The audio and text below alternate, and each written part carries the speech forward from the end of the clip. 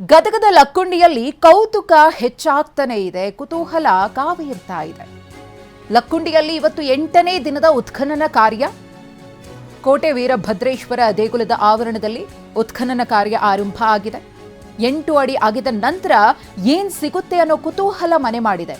ಈಗಾಗಲೇ ಒಂದಷ್ಟು ಪ್ರಾಚೀನ ವಸ್ತುಗಳು ಪತ್ತೆಯಾಗಿದೆ. ಅದೆಲ್ಲವನ್ನ ನೋಡಿ ಜನ ಹೌಹಾರಿದ್ದಾರೆ. ಇನ್ನೊಂದಷ್ಟು ಅಡಿ ಆಳ ಅಗದ ಮೇಲೆ ನಿಜವಾದ ಲಕ್ಕುಂಡಿಯ ದರ್ಶನ ಆಗುತ್ತೆ, ಸತ್ಯ ದರ್ಶನ ಆಗುತ್ತೆ ಅಂತ ಅಲ್ಲಿನ ಹಿರಿಯರು ಕೂಡ TV9 ಜೊತೆಗೆ ಮಾತನಾಡಬೇಕಿದ್ರೆ ಹೇಳಿದ್ರು. ರಾಜ ಮಹಾರಾಜರ ಕಾಲದ ಕುರುಹನ್ನ ನೋಡೋದಕ್ಕೆ ಜನ ಕಾತರರಾಗಿದ್ದಾರೆ. ಚಿನ್ನ, ವಜ್ರ, ಹವಳ, ಮುತ್ತು ಸಿಗುತ್ತಾ ಅನ್ನೋ ಕುತೂಹಲ ಮನೆ ಮಾಡಿದೆ. ಇನ್ನು ವಿದೇಶಿ ಪ್ರಜೆಗಳು ಕೂಡ ಲಕ್ಕುಂಡಿ ಗ್ರಾಮಕ್ಕೆ ಆಗಮಿಸಿ ಅಲ್ಲಿ ಏನೆಲ್ಲ ಬೆಳವಣಿಗೆಗಳಾಗ್ತಿದೆ ಅನ್ನೋದ್ರ ಬಗ್ಗೆ ಮಾಹಿತಿಯನ್ನ ಕಲೆ ಹಾಕ್ತಿದ್ದಾರೆ. ಅವರಿಗೂ ಕೂಡ ಇದು ತುಂಬಾ ಆಸಕ್ತಿದಾಯಕ ವಿಷಯ.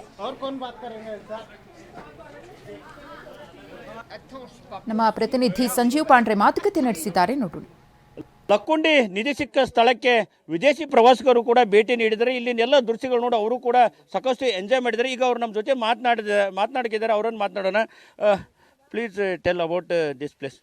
We arrived here and somebody told us this story of the boy who found in 2 days ago treasure, and he's so good, so nice boys to give to government, to Odoman Goldman. Yes. So it's good surprise. Yes. Today we discovered the scenes of the real life of Indians, and we appreciate very well to see how you are living in the village, in the towns also. Yes, ಇದಿಷ್ಟು ವಿದೇಶಿಗರ ಮಾತು. Cameraman Shambhu ಜೊತೆ Sanjeev Pandre, TV9 Gadag.